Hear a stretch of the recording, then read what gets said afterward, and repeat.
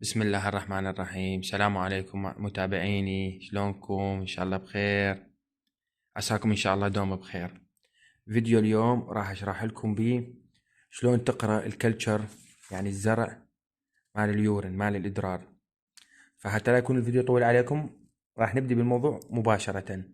خلي لي لايك حلو وتعليق أحلى بعد مثلك، ويلا. أول شي هذا الكلتشر مال اليورين، ليش ناخذه؟ وش وقت ناخذه؟ وش قد يطلع؟ وشلون نقرأه؟ الكلتشر مال اليورين اللي هو الزرع مال اليورين ياخذ المريض شو وقت. اول شي مثلا عندك فيميل، وحده بنيه عندها يو تي اي، عندها التهاب مجاري بوليه، اللي هو مثلا نقول بيه عندها بكتيريا. فتروح للدكتوره تنطيها مثلا سابروفلوكساسين علاج، تقول لها روحي وارجعي افحصي بعد ما يخلص العلاج.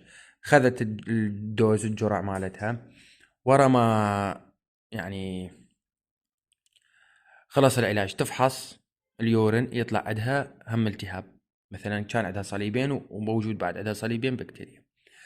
تغير العلاج، تنطيها مثلا اموكسيلين، تاخذ العلاج، ورا ما تاخذ العلاج تفحص هم عندها صليبين بكتيريا، تغير العلاج، تاخذ مثلا سيفوتكسيم، تفحص هم صليبين بكتيريا. بهاي الحالة الدكتورة شو تقول لها؟ تقول لها تسوين كلتشر مال يورين. فتجيك الراتشيتا مكتوب، ايش مكتوب؟ مكتوب يورين فور culture and sensitive urine for culture and sensitive. فراح تجيك المريضة مكتوب عندها بهاي الراتشيتا. فشو تقول لها؟ من شروط الكلتشر انه البيشن اللي هو المريض يقطع الانتيبايتك، يمتنع انه ياخذ انتيبايتك لمدة 3 ايام. بعد ما يقطع الانتيبايتك، اذا ياخذ انتيبايتك تأثر على القراءة، يقطع الانتيبايتك ويجي تنطيه علبة كونتينر ديسبوسيبل من هاي النظيفة، الستيريال يعني معقمة، يخلي لك اليورين بيها، وانت توديه للمختبر او انت تشتغل بالمختبر مالتك، على اذا انت تشتغل يعني كلتشرات تسدها زين وتشتغل، راح تطلع لك هاي النتيجة. شلون راح تقراها؟ النتيجة تطلع بعد 4 ايام، من 3 الى 4 ايام تقول للبيشن. فتجي انت تقرا. شلون تقرا؟ تجي هذا التقرير، ايش مكتوب؟ مكتوب culture and sensitivity report، يعني تقرير الزرع والحساسية مالت الزرع. الزرع عبارة عن شنو؟ الزرع عبارة عن تشخيص لنوع البكتيريا الموجودة عند هذا المريض والعلاج اللي يشتغل عليها. الزرع شنو؟ عبارة عن تشخيص لنوع البكتيريا الموجودة عند هذا البيشن المريض والعلاج اللي يشتغل عليها. فأول شي راح ايش مكتوب؟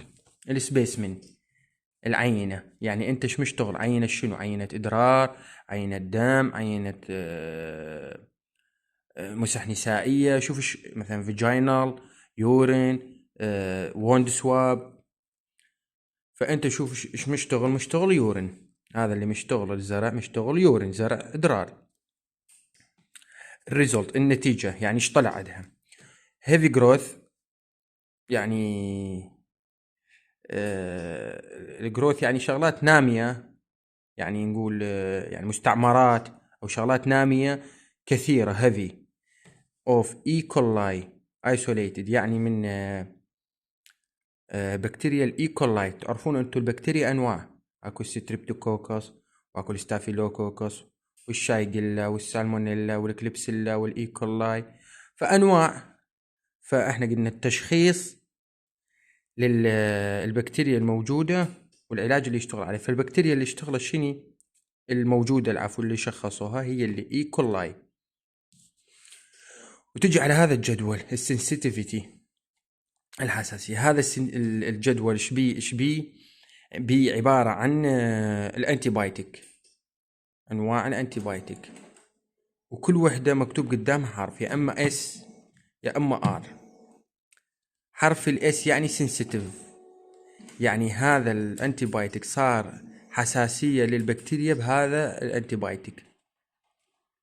الار ريزيستانت، يعني المقاوم، يعني ما يشتغل، ما صار عنده حساسية البكتيريا بهذا الانتي بايوتيك. هو الزرع عبارة عن شنو؟ عبارة عن طبق راح ينمي عليه هاي يعني ياخذ منها هاي السبيسمن من اليورين، ياخذ كمية ينميها على هذا الطبق. أهل التحليلات يعرفون هذا الشيء، ينميها على هذا الوسط. من راح تنمو وتصير مستعمرات البكتيريا عند هاي من الأنواع من علبة بيها أنواع من هذا الأنتي بايوتيك، شلون نقول دويرات هيك صغار. فهذه يخلي من هذه الأنتي بايوتيك الدويرات على المستعمرات، يشوف وين صار تثبيط، يعني ماتت البكتيريا أو صار عندها حساسية، يعني إنه هذا الانتي بايوتيك يشتغل. وين ما صارت حساسية او تثبيط، بما معناها انه هذه البكتيريا مقاومة هذا العلاج. فهسه عندك مثلا الاميكايسين سنسيتيف يعني يشتغل، مثلا عندك الجنتامايسين سنسيتيف يشتغل، عندك مثلا الليفوفلكساسين سنسيتيف يشتغل مثلا، بس عندك السيفيدراكسون ما يشتغل، الامبنسلين ما يشتغل ريزيستانت. مثلا السابروفلوكساسين سنسيتيف يشتغل، النوروفلوكساسين يشتغل. هسه مثلا هذا الترايميثيبريم اللي هو السلفا مقاوم، الاموكسيكلاف مقاوم، الاموكسيلين مقاوم، السيفيتراكسون مقاوم، هذا السيفوتاكسين اللي هو السيفوتاكسين اعتقد الكلافوران هذا مقاوم. فأنت هاي راح تجي التقرير كامل للطبيب وينطي العلاج على ضوء حالة المريض. يعني مثلا يعني نقول الحامل مثلا هذا يأثر عليها، ينطي هذا مثلا الجنتامايسين مثلا، يعني اللي ما يأثر، أو مثلا عندها حساسية من الجنتامايسين يقوم ينطيها الأميكايسين هيجي.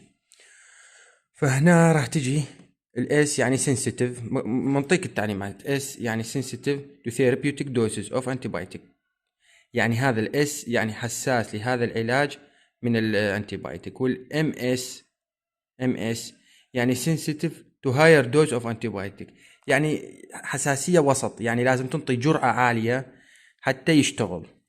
والار الريزيستانت يعني مقاوم لهذا الدوز، مقاوم لهذا الانتيبايوتيك.